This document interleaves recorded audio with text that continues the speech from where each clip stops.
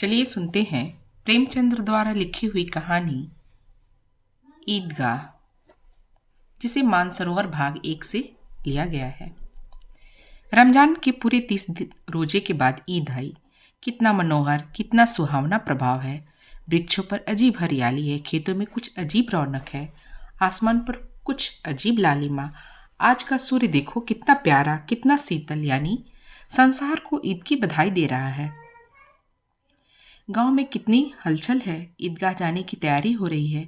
किसी के कुर्ते में बटन नहीं, पड़ोस के घर में सुई धागा लेने दौड़ रहा है। किसी के जूते कड़े हो गए हैं, उनमें तेल डालने के लिए तेली के घर भागा जा रहा है। जल्दी जल्दी बैलों को सानी पानी दे दी जा रही है। ईदगाह से लौटते लौटते दोपहर हो जाएगी। 3 कोस का पैदल रास्ता, फिर सैकड़ों आदमियों से मिलना भेंटना। दोपहर से पहले लौटना असंभव है। लड़के सबसे पहले प्रसन्न हैं। किसी ने एक रोजा रखा, वो भी दोपहर तक, किसी ने वो भी नहीं। लेकिन ईदगाह जाने की खुशी उनके हिस्से की चीज़ है। रोज बड़े बूढ़ों के लिए होंगे, इनके लिए तो आज ईद है। रोज ईद का नाम रटते हैं, आज वो आ गई। अब जल्दी पड़ी है। लोग ईदगाह क्यों नहीं चलते? इन्हें गृहस्थी की चिंता में क्या प्रयोजन? सेवैयों के लिए दूध शक्कर घर में है या नहीं, इसकी बला से ईद सेवैया खाएंगे। वो क्या जाने कि अब्बा जान कितनी बदहवास चौधरी कायम अली के घर दौड़ रहे हैं। उन्हें क्या खबर कि चौधरी आंखें बदल ले तो सारी ईद मुहर्रम में बदल जाए। उनकी जेबों में तो कुबेर का धन भरा है। बार बार जेब से अपना खजाना निकाल कर गिनते हैं और खुश होकर फिर रख लेते हैं। महमूद गिनता है, 1 2 10 12। उसके पास 12 पैसे हैं। मोहसिन के पास 1 2 3 8 9 15 पैसे हैं। इन्हीं अनगिनत पैसों में अनगिनत चीज़ें लाएंगे, खिलौने, मिठाइयाँ, बिगुल, गेंद और न जाने क्या क्या। और सबसे ज़्यादा प्रसन्न है हामिद। वो 4 साल का एक गरीब सूरत दुबला पतला लड़का, जिसका बाप गत वर्ष हैजे की भेंट हो गया और माँ न जाने क्यों पीली होती होती एक दिन मर गई। किसी को पता क्या नहीं चला कि बीमारी क्या थी। कहती तो कौन सुनने वाला था। दिल पर जो कुछ बीतता थे वो दिल में ही सहती, और न जब सहा गया तो संसार से विदा हो गई। अब हामिद अपनी बूढ़ी दादी अमीना के गोद में सोता है और उतना ही प्रसन्न है। उसके अब्बा जान रुपये कमाने गए हैं, बहुत सी थैलियाँ लेकर आएंगे। अम्मी जान अल्लाह मियाँ के घर उसके लिए बड़ी बड़ी अच्छी अच्छी चीज़ें लाने गई हैं, इसीलिए हामिद प्रसन्न है। आशा तो बड़ी चीज़ है, और फिर बच्चों की आशा, उनकी कल्पना तो राई का पर्वत बना लेती है। हामिद के पाँव में जूते नहीं हैं, सिर पर एक पुरानी धुरानी टोपी है जिसका गोटा काला पड़ गया है, फिर भी वो प्रसन्न है। हामिद के जब अब्बा जान आएंगे तो थैलिया और अम्मी माँ जान नियामतें लेकर आएंगी, तो वो दिल से अरमान निकाल लेगा। तब देखेगा मोहसिन, नूरे और शमी कहाँ से इतने पैसे निकालेंगे। अभागिन अमीना अपनी कोठरी में बैठी रो रही है। आज ईद का दिन है, उसके घर में दाना नहीं। आज आबिद होता तो क्या इसी तरह ईद आती और चली जाती। इस अंधकार और निराश में वह डूबी जा रही थी। किसने बुलाया था इस निगोड़ी ईद को? इस घर में उसका क्या काम? लेकिन हामिद, उसे किसी के मरने जीने से क्या मतलब? उसके अंदर प्रकाश है, वो आशा है। विपत्ति का सारा दल बल लेकर आए, हामिद की आनंद भरी चितवन उसका विध्वंस कर देगी। हामिद भीतर जाकर दादी से कहता है, तुम डरना नहीं अम्मा, मैं सबसे पहले आऊँगा, बिल्कुल न डरना। अमीना का दिल कचोट रहा है। गांव के बच्चे अपने अपने बाप के साथ जा रहे हैं। हामिद का बाप अमीना के सिवा कौन है? उसे कैसे अकेले मेले जाने दे? उस भीड़ भाड़ से बच्चा कहीं खोज जाए तो क्या हो? नहीं, अमीना उसे जाने नहीं देगी।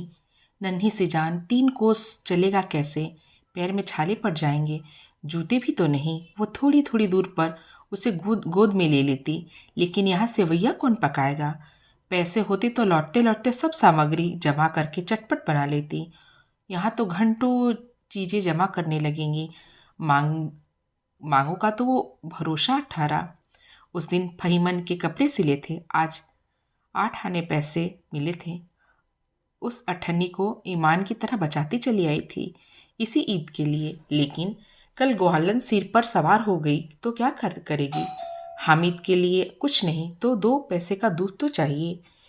अब तो कुल 2 आने पैसे बच गए हैं। 3 पैसे हामिद की जेब में, 5 अमीना के बटवे में। यही तो बिशाद है और ईद का त्योहार। अल्लाह की बेड़ा पार लगाए। धोबन और नाइन की मेहतराइन और चूड़ी हारिन सभी आएंगे। सभी को सेवैया चाहिए और थोड़ा। किसी को आंखें नहीं लगता।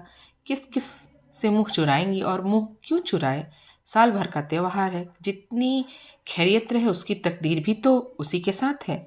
बच्चों को खुदा सलामत रखे, ये दिन भी कट जाएगी। गांव से मेला चला।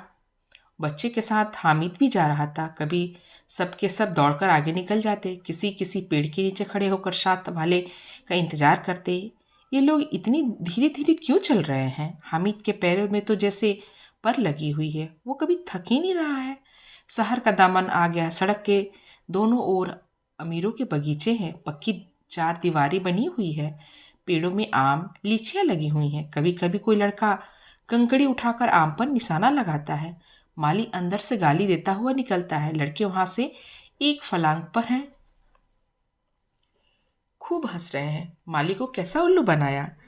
बड़ी बड़ी इमारतें आने लगी। ये अदालत है, ये कॉलेज है, ये क्लब है। इतने बड़े कॉलेज में कितने लड़के पढ़ते होंगे। सब लड़के नहीं, बड़े बड़े आदमी। सच, उनकी बड़ी बड़ी मूछें हैं। इतने बड़े हो गए अभी तक पढ़ाई करते हैं। न जाने कब तक पढ़ेंगे और क्या करेंगे इतना पढ़ के। हामिद के मदरसे में 2-3 बड़े बड़े लड़के हैं, बिल्कुल 3 कौड़ी के। रोज मार खाते हैं, काम से बिजी चुराने वाले। इस जगह भी उसी तरह के लोग होंगे और क्या। क्लब घर में जादू होता है, सुना है। यहाँ मुर्दों की खोपड़ी दौड़ती है और बड़े बड़े तमाशे होते हैं, पर किसी को अंदर जाने की इजाज़त नहीं। और वो शाम को साहब लोग खेलते हैं, बड़े बड़े आदमी खेलते हैं, मूछो दाढ़ी वाले, और मेमें भी खेलती हैं। सच, हमारी अम्मा तो ये कह रहे दे क्या है बेट, तो उसे पकड़ ही ना सके, घुमाते ही लुढ़क जाए। महमूद ने कहा। हमारी अम्मी जान का तो हाथ कांपने लगे। अल्लाह कसम। मोहसिन बोला, चलो, मनो आटा पीस लाती है, जरा सा बैट पकड़ लेगी तो हाथ कांपने लगेगा। सैकड़ों घड़े पानी रोज निकालती है, 5 घड़े तो तेरी भैंस ही पी जाती है। किस मैम को 1 घड़ा पानी भरना पड़े तो आंखें तेरे अंधेरा आ जाए। महमूद, लेकिन दौड़ती तो नहीं, उछल कूद तो नहीं कर सकती। मोहसिन, हाँ, उछल कूद तो नहीं करती, लेकिन उस दिन तेरी गाय खुल गई थी तो चौधरी के खेत में जा पड़ी थी। अम्मा इतना तेज दौड़ी कि मैं उन्हें ना पा सका। सच। आगे चले। हलवाइयों की दुकान शुरू हुई। आज खूब सजी हुई थी। इतनी मिठाइयाँ कौन खाता है। देखो ना, एक एक दुकान पर मानो इतनी सारी मिठाइयाँ। सुना है रात को जिन्नात आकर खरीद ले जाते हैं। अब्बा कहते थे आधी रात को एक आदमी हर दुकान पर जाता है और जितना माल बचा हो वो तुलवा लेता है और सचमुच के रुपए देता है, बिल्कुल ऐसे ही रुपए। हामिद को यकीन न था ऐसे रुपए जिन्नात को कहाँ से मिल जाएंगे। मोहसिन ने कहा, जिन्नात को रुपए की क्या कमी, जिस खजाने में चाहे चला जाए, लोहे के दरवाजे तक उन्हें रोक नहीं पाते। आप किस फेर में है साहब। हीरे जवाहरात तब उनके पास रहते थे। जिससे खुश हो गए उसे टुकड़ा भर जवाहरात दे दिए। अभी यहीं बैठे हैं, 5 मिनट में कलकत्ता पहुंच जाएंगे। हामिद फिर पूछता है, जिन्नात बहुत बड़े बड़े होते होंगे ना। मोहसिन, एक एक सिर आसमान के बराबर होता है जी। जमीन पर खड़ा हो जाए तो उसका सिर आसमान से जा लगे, मगर चाहे तो एक लोटे में भी घुस जाए। हामिद, लोग उन्हें कैसे खुश करते होंगे। कोई मुझे ये मंत्र बता दे तो मैं एक जिन को खुश कर लूं। मोहसिन, अब यह तो मैं नहीं जानता, लेकिन चौधरी साहब के काबू में बहुत से जिन्नात हैं। कोई चीज़ चोरी जाए तो चौधरी साहब उसका पता लगा लेते हैं और चोर का नाम भी बता देते हैं। जुम्मे रात का बछवा उस दिन खो गया। 3 दिन हैरान हुए, ना मिला। तब झक मारकर चौधरी के पास गए। चौधरी ने तुरंत बता दिया, मवेशी खाने में है और वहीं मिलेगा। जिन्नात आकर उन्हें सारी खबर दे जा सकता है। अब उसकी समझ में आ गया कि चौधरी के पास क्यों इतना पैसा है और क्यों इतना सम्मान। आगे चले, एक पुलिस लाइन है, यही सब कांस्टेबल कवायद करते हैं। रैटन, फाई, फू रात को बेचारे घूम घूम के पहरा देते हैं, नहीं चोरियां हो जाए। मोहसिन ने प्रतिवाद किया, ये कांस्टेबल पहरा देते हैं, तभी तुम बहुत जानते हो अजी हजरत, ये चोरी करते हैं। शहर के जितने चोर डाकू हैं सब मिले रहते हैं। रात को ये लोग चोर से कहते हैं चोरी करो, और आप दूसरे मोहल्ले में जाकर जागते रहो पुकारते हैं। तभी इन लोगों के पास इतने रुपए आते हैं। मेरे मामू एक थाने में कांस्टेबल हैं, 20 रुपये महीना पाते हैं, लेकिन 50 रुपये घर भेजते हैं। अल्लाह कसम, मैंने एक बार पूछा, मामू आप इतने रुपए कहाँ से पाते हो? हंसकर कहने लगे, बेटा अल्लाह देता है। फिर आप भी बोले, हम लोग चाहे तो एक दिन में लाखों मार जाए, हम तो इतना ही कमा लेते हैं जितनी अपनी बदनामी ना हो और नौकरी भी बची रहे। हामिद ने पूछा, ये लोग चोरी करवाते हैं तो कोई इन्हें पकड़ता क्यों नहीं? मोहसिन उसकी नादानी पर दया दिखाकर बोले, अरे पागल, इन्हें कौन पकड़ेगा? पकड़े जाने वाले ये लोग खुद हैं, लेकिन अल्लाह इन्हें सजा भी खूब देता है। हराम का माल हराम में जाता है। थोड़े ही दिन हुए, मामू के घर में आग लग गई थी। सारी लेई पूंजी जल गई, एक बर्तन तक ना बचा। कई दिन पेड़ के नीचे सोए, अल्लाह कसम पेड़ के नीचे। फिर न जाने कहाँ से 100 कर्ज लाए और बर्तन भाड़े आए। हामिद, 100 तो 50 से ज़्यादा होते हैं।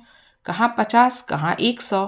50 एक थैली भर होता है, 200 2 थैली में आते होंगे। अब बस्ती घनी होने लगी। ईदगाह जाने वाली 2 टोलियां नजर आने लगी, एक से एक भड़कीले वस्त्र, कोई इक्के तांगे पर सवार, कोई मोटर पर। सभी इत्र में बसे, सभी के दिलों में उमंग।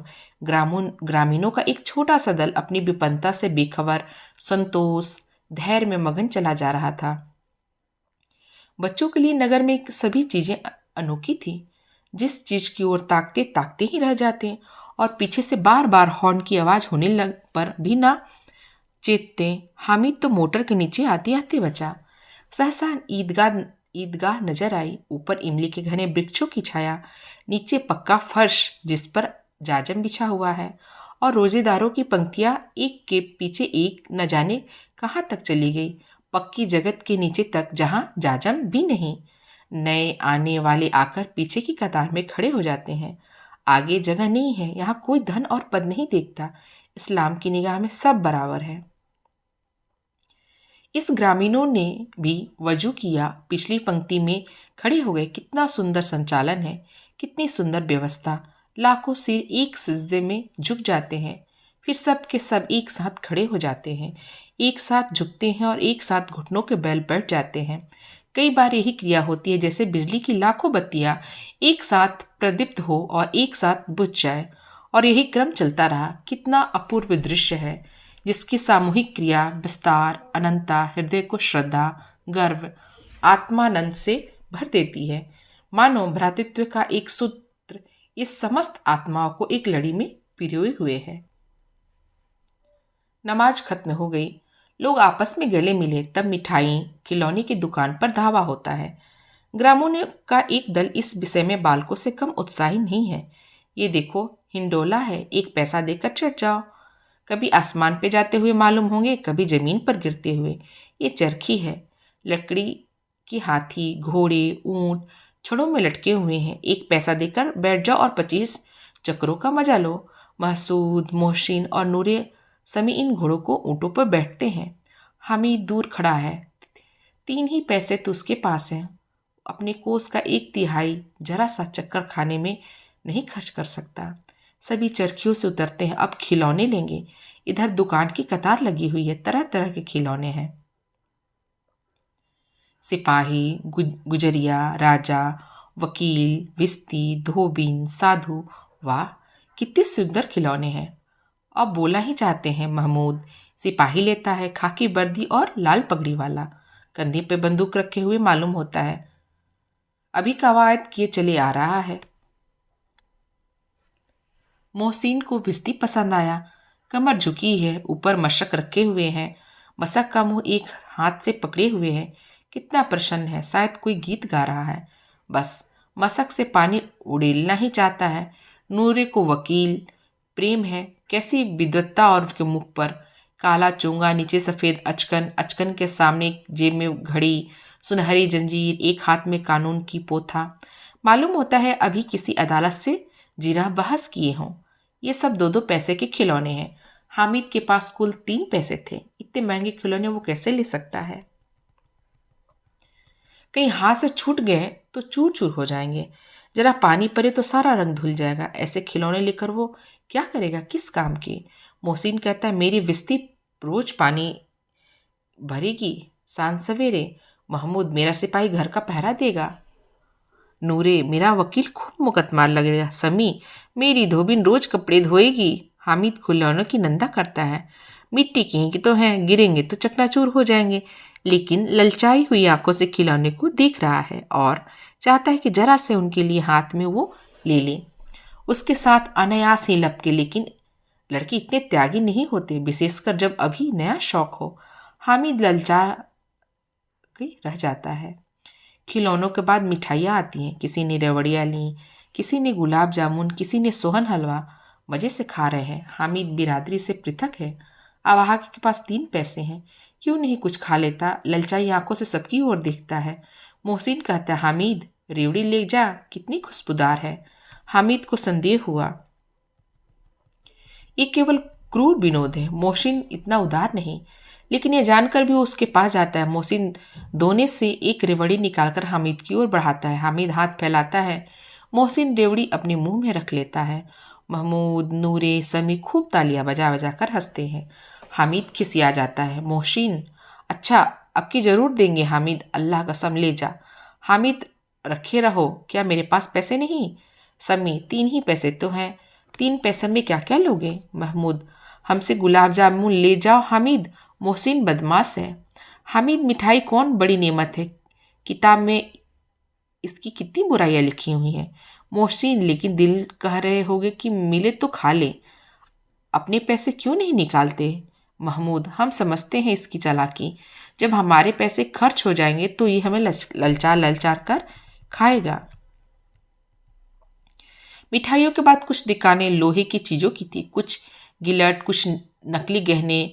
लड़के के लिए यहाँ कोई आकर्षण न था। वे सब आगे बढ़ जाते हैं। हामिद लोहे की दुकानें पर रुक जाता है। कई चिमटे रखे हुए थे। उसे ख्याल आया, दादी के पास चिमटा नहीं है। तवे से रोटियां उतारती है तो हाथ जल जाता है। अगर ये चिमटा ले जाकर दादी को दे दे तो कितना प्रसन्न होगी। फिर उनकी उंगलियां भी कभी ना जलेंगी। घर में एक काम की चीज हो जाएगी। खिलौना का क्या फायदा, व्यर्थ में पैसे खराब होते हैं। जरा देर ही तो खुशी होंगे, फिर तो खिलौने को कोई आंख उठाकर नहीं देखता। ये तो घर पहुंचते पहुंचते फूट टूट बराबर हो जाएंगे। छोटे बच्चे मेले में नहीं आए हैं, जिद कर लेंगे तो तोड़ डालेंगे। चिमटा कितने काम की चीज है। रोटियां तवे से उतार लो, चूल्हे से सेक लो, कोई आग मांगे आए तो चटपट चूल्हे से निकाल कर दे दो। अम्मा बेचारी कहाँ फुर्सत है कि बाजार आए, और इतने पैसे ही कहाँ मिलते हैं कि रोज हाथ चला लेती है। हामिद के साथी आगे बढ़ गए। सवील पर सब के सब शरबत पी रहे हैं। देखो ये कितनी लालची हैं। इतनी मिठाइयाँ ली, किसी ने एक भी ना दी।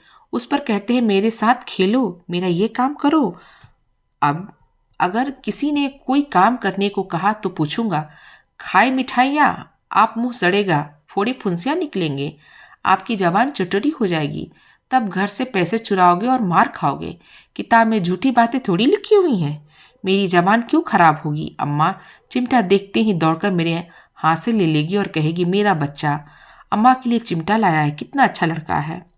इन लोगों के खिलौने पर कौन इन्हें दुआएं देगा? बड़ों की दुआएं सीधे अल्लाह के दरबार में पहुंचती हैं और तुरंत सुनी जाती हैं। मेरे पास पैसे नहीं हैं, तभी तो मोहसिन, महसूद यूं मिजाज दिखाते हैं। मैं भी उनसे मिजाज दिखाऊंगा। खेले खिलौने, खाएं मिठाई। मैं नहीं खेलता खिलौने, किसी का मिजाज क्यों सहूं? मैं गरीब सही, किसी से कुछ मांगता नहीं। आखिर अब्बाजान कभी ना कभी आएंगे, अम्मा भी आएगी। फिर इन लोगों से पूछूंगा कितने खिलौने लोगे। एक एक टोकरी खिलौने दूं और लिखवा दूं कि दोस्तों के साथ इस तरह का सलूक नहीं किया जाता है। ये नहीं कि 1 पैसे की रेवड़ी ली तो चिढ़ा चिढ़ा कर खाने लगे। सब के सब खूब हंसेंगे कि हामिद ने चिमटा लिया। हंसे मेरी बला से। उसने दुकानदार से पूछा, ये चिमटा कितने का है? दुकानदार ने उसकी ओर देखा। कोई आदमी साथ न देखकर, तुम्हारे काम का नहीं है। बिकाऊ है कि नहीं? बिकाऊ क्यों नहीं? और शायद क्यों लाद लाए है? तो बताते क्यों नहीं कि पैसे का है? 6 पैसे के लगेंगे। हामिद का दिल बैठ गया। ठीक ठाक 5 पैसे लगेंगे, लेना है तो लो, नहीं तो चलते बनो। हामिद ने कलेजा मजबूत करके कहा, 3 पैसे लोगे? ये कहता हुआ आगे बढ़ गया कि दुकानदार की घुड़कियां ना सुने। लेकिन दुकानदार ने घुड़कियां नहीं दी, बुलाकर चिमटा दे दिया। हामिद ने उसे इस कंधे पर रखा मानो बंदूक है और शान से अकड़ता हुआ संगियों के पास आया। जरा सुनो सबके सब, क्या आलोचना करते हो? मोहसिन ने हंसकर कही, चिमटा क्यों लाया पगले? इसे क्या करेगा?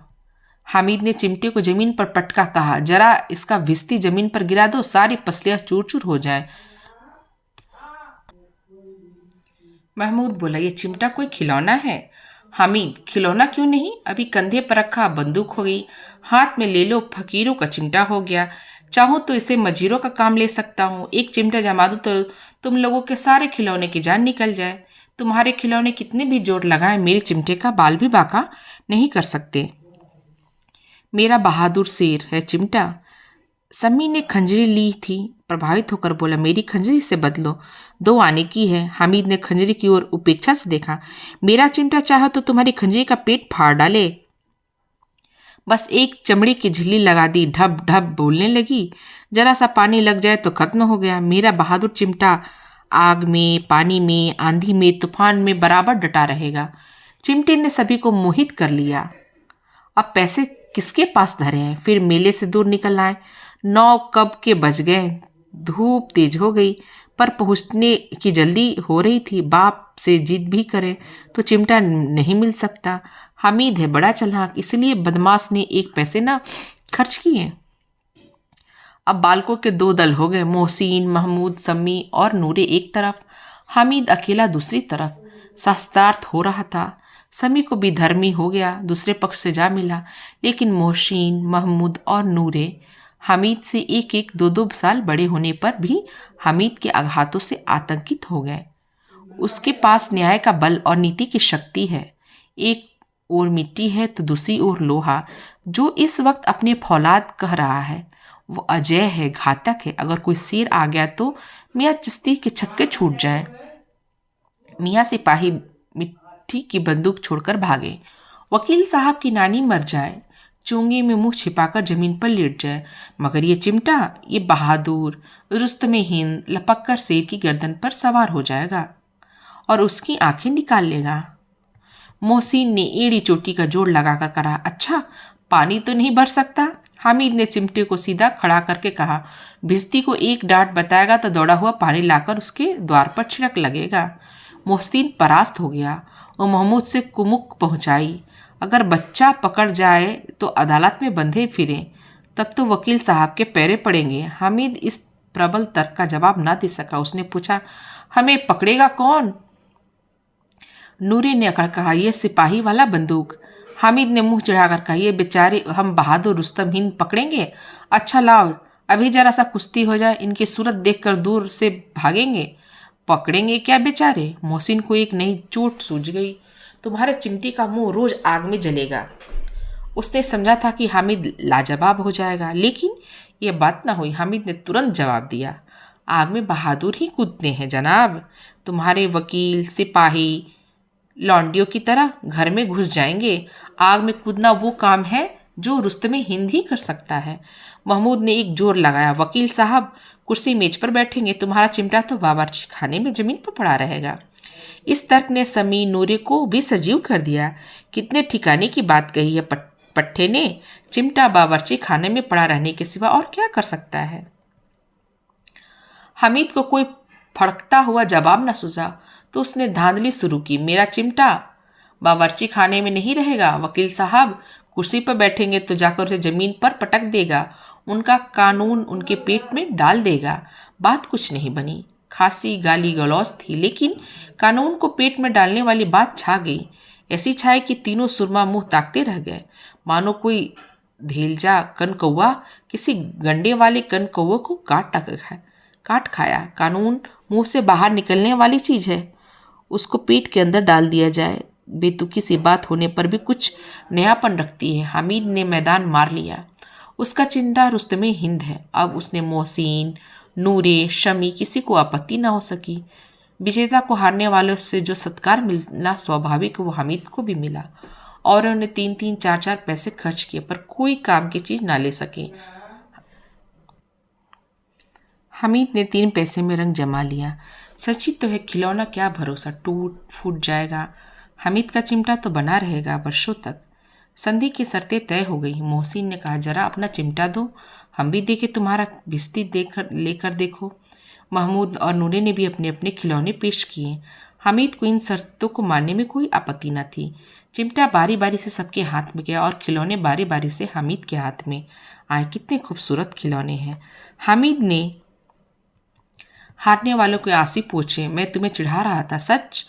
यह चिमटा भला इन खिलौनों की क्या बराबरी करेगा? मालूम होता है अब बोले, लेकिन मोहसिन की पार्टी को इस दिलासे से संतोष नहीं होता। चिमटे का सिक्का खूब बैठ गया। चिपका हुआ टिकट अब पानी से नहीं छूट रहा।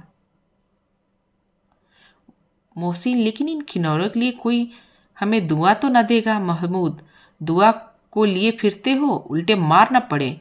अम्मा जरूर कहेगी कि मेले से ये मिट्टी खिलौने ले आए। हामिद को स्वीकार करना पड़ा कि खिलौनों को देखकर किसी की माँ इतनी खुश न होगी जितनी दादी चिमटे को देखकर। 3 पैसे में ही तो उसे सब कुछ करना है। उन पैसों से उन उपयोग का पछतावे की बिल्कुल जरूरत न थी। फिर अब तो चिमटा रुस्तमे हिंद है और सभी खिलौने का बादशाह। रास्ते में महमूद को भूख लगी। उसने बाप ने केले खाने को दिए। महमूद ने केवल हामिद को साझा किया। उसने अन्य मित्र मुंह ताकते रह गए। यह उस चिमटे का प्रसाद था। 11 बजे गांव में हलचल मच गई। मेले वाले आ गए। मोहसिन की छोटी बहन ने दौड़कर भिस्ती उसके हाथ से छीन लिया। मारे खुशी के जा उछली। मियाँ भिस्ती नीचे जा आ रहे और सुर लोग सिधारे। इस पर भाई बहन में खूब मारपीट हुई। दोनों खूब रोए। उनकी अम्मा यह सुर सुनकर बिगड़ी और दोनों के ऊपर 2-2 चांटे लगाए। मियाँ नूरे के वकील का अंत उनके प्रतिष्ठानुकूल इससे ज़्यादा गौरवमय हुआ। वकील जमीन पर या ताक पर तो नहीं बैठ सकता, उसकी मर्यादा विचार तो करना ही होगा। दीवार में खूंटियाँ गाड़ी गई, उन पर लकड़ी का एक पटरा रखा गया। पटरे पर कागज का कालीन बिछाया गया। वकील साहब का राज भोज की भांति सिंहासन बिराजे। नूरे ने पंखा झेलना शुरू किया। अदालतों में खस की टट्टियाँ और बिजली के पंखे रहते हैं, क्या यहाँ मामूली पंखा भी ना होगा? कानून की गर्मी दिमाग पर चढ़ जाएगी नहीं। बॉस का पंखा आया और नूरे हवा करने लगी। मालूम नहीं पंखे की हवा से क्या, पंखे की चोट से वकील साहब स्वर्ग लोक से मृत्यु लोक में आ गए और उनका माटी का चोला माटी में मिल गया। फिर बड़े जोर शोर से मातम हुआ और वकील साहब की अस्थि पूरे धूरे पर डाल दी गई। अब रहा महमूद का सिपाही। उसे चटपट गांव का पहरा देने का चार्ज मिल गया। लेकिन पुलिस का सिपाही कोई साधारण व्यक्ति तो नहीं जो अपने पैरों चले। वो पालकी पर चलेगा। एक टोकरी है, उसमें कुछ लाल रंग के फटे पुराने चित्रे बिछाए गए जिसमें सिपाही साहब आराम से लेटे। नूरी ने ये टोकरी उठाई और अपने द्वार का चक्कर लगाने लगी। उनके दोनों भाई सिपाही की तरह छोने वाले जागते रहो पुकारते रहे, मगर रात तो अंधेरी होनी चाहिए। महमूद को ठोकरें लग जाती हैं। टोकरी उसके हाथ से छूट के गिर पड़ती है। मियाँ सिपाही अपने बंदूक लिए जमीन पर आ जाते हैं और उनकी एक टांग में बिकार आ जाता है। महमूद को आज ज्ञात हुआ कि एक अच्छा डॉक्टर है। उसको मलहम किया, टूटी टांग को आनन फानन में जोड़ दिया। केवल गूलर का दूध चाहिए। गूलर का दूध आता है, टांग जवाब दे देती है। शैल क्रिया असफल हुई, तब उसकी दूसरी टांग भी तोड़ दी गई। अब कम से कम एक जगह आराम से तो बैठ सकता है। एक टांग से तो न चल सकता है न बैठ सकता है। अब ये सिपाही सन्यासी हो गया, अपनी जगह बैठा बैठा पहरा देगा। कभी कभी देवता भी बन जाता है। उसके सिर पर झलरदार साफा खुरस दिया जाता है। अब उसका जितना रूपांतरण चाहे कर सकते हो। कभी कभी तो उसे बाट का काम भी लिया जाता है। अब मियाँ हामिद का हाल सुनिए। अमीना उसकी आवाज़ सुनते ही दौड़ी और उसे गोद में उठाकर प्यार करने लगी। सहसा उसका हाथ में चिमटा देखकर वो चौंकी। ये चिमटा कहाँ था? मैंने मोल लिया है। कै पैसे में? 3 पैसे में। अमीना ने छाती पीट लिए। कैसा बेसमझ लड़का है कि दोपहर हुआ, कुछ ना खाया ना पिया, लाया क्या चिमटा? सारे मेले में तुझे और कोई चीज़ ना मिली जो ये लोहे का चिमटा उठा लाया? हामिद ने अपराधी भाव से कहा। तुम्हारी उंगलियां तवे से जल जाती थीं, इसलिए मैंने इसे लिया। बुढ़िया का क्रोध तुरंत स्नेह में बदल गया, और स्नेह से भी वो नहीं जो प्रगल्भ होता है और सारी कसम शब्दों में बिखेर देता है। यह मुख स्नेह था, खूब ठोस, रस और स्वाद से भरा हुआ। बच्चे में कितना त्याग, कितना सद्भाव और कितना विवेक है। दूसरे को खिलौने लेते और मिठाई खाते देखकर इसका मन कितना ललचाया होगा। इतना जब्त इससे हुआ कैसे? वहाँ भी इसने अपनी बूढ़ी दादी की याद आ गई। अमीना का मन गदगद हो गया। और एक बड़ी विचित्र बात हुई, हामिद की इस चिमटे से भी विचित्र। बच्चे हामिद ने बूढ़े हामिद का पाठ खेला था। बुढ़िया अमीना बालिका अमीना बन गई। वो रोने लगी, दामन फैलाकर हामिद को दुआएं देती जाती थी और आंसू की बड़ी बड़ी बूंदें गिराती जाती थी। हामिद इसका रहस्य क्या समझता? धन्यवाद।